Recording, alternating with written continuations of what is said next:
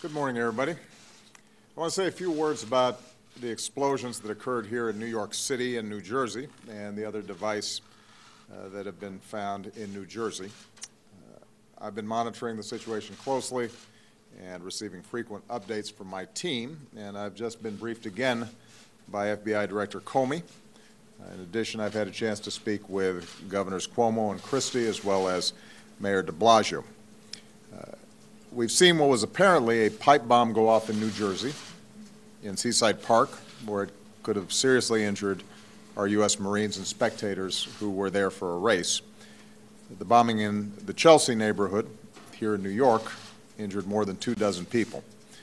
We are extremely fortunate and grateful that nobody was killed, and our prayers go out to all of those who have been injured. We want to wish them a speedy recovery. I especially want to commend all the outstanding police and first responders in both New York City and New Jersey for their extraordinary professionalism and their quick response, which surely prevented even more people from being hurt and ensured that people got assistance quickly. The investigation is moving rapidly, and as is my practice, I'm going to leave it to the FBI and law enforcement to provide details. I think everybody is aware at this point that there is a person of interest who is the focus of the investigation, and the FBI can give you further details in terms of how that is proceeding.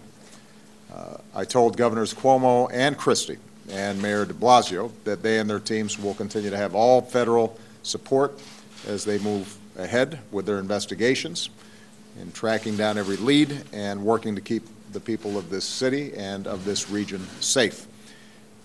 Law enforcement is asking for the help of the community, and so to everybody in this region, I want to repeat what we've said before. If you see something suspicious, then you need to say something. Contact local law enforcement.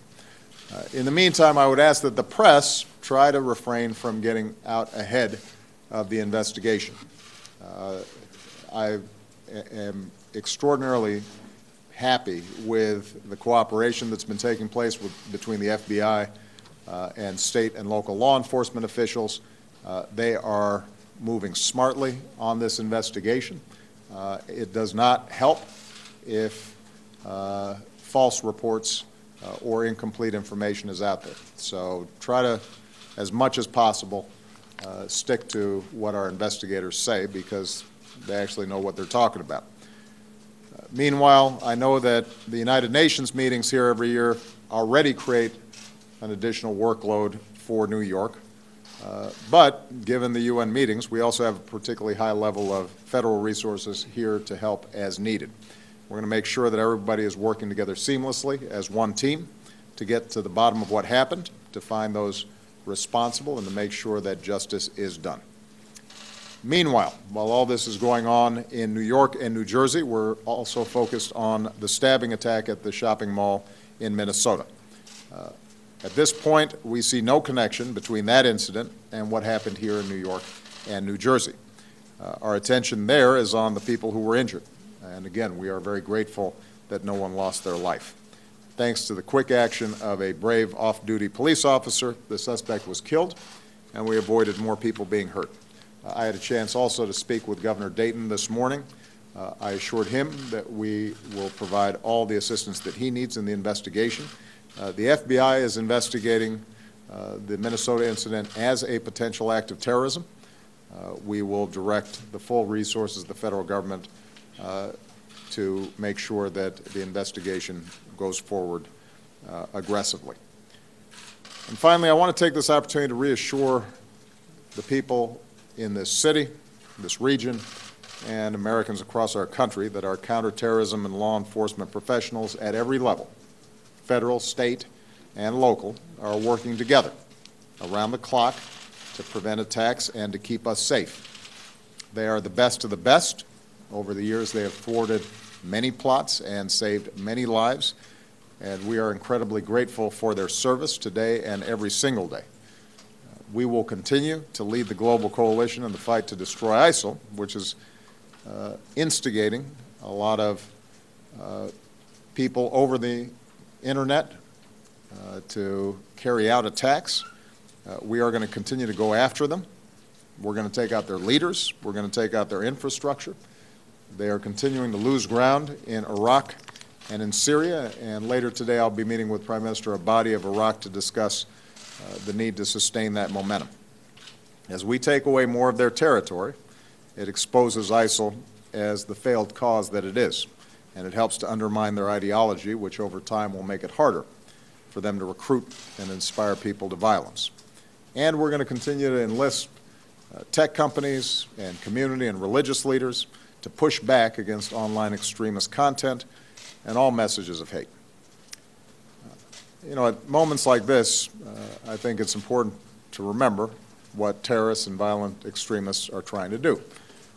They are trying to hurt innocent people, but they also want to inspire fear in all of us and disrupt the way we live, to undermine our values. And so even as we have to be vigilant and aggressive, both in preventing senseless acts of violence, but also making sure that we find those who carry out such acts and bring them to justice, we all have a role to play as citizens in making sure that we don't succumb to that fear. And there's no better example of that than the people of New York and New Jersey. When I was speaking to Governor Cuomo and Governor Christie and Mayor de Blasio, one point that they all made is, folks around here, they don't get scared. They're tough, they're resilient, they go about their business every single day. And that kind of toughness and resoluteness and the recognition that neither individuals nor organizations like ISIL can ultimately undermine our way of life.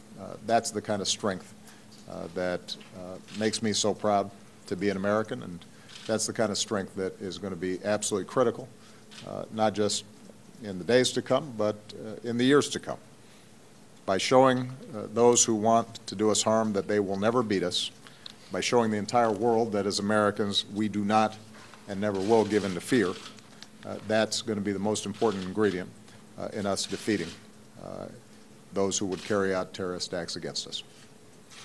Thank you very much, everybody, and as I said, you will be receiving, I'm sure, ongoing briefings from both the FBI and local law enforcement in terms of the details of the investigation.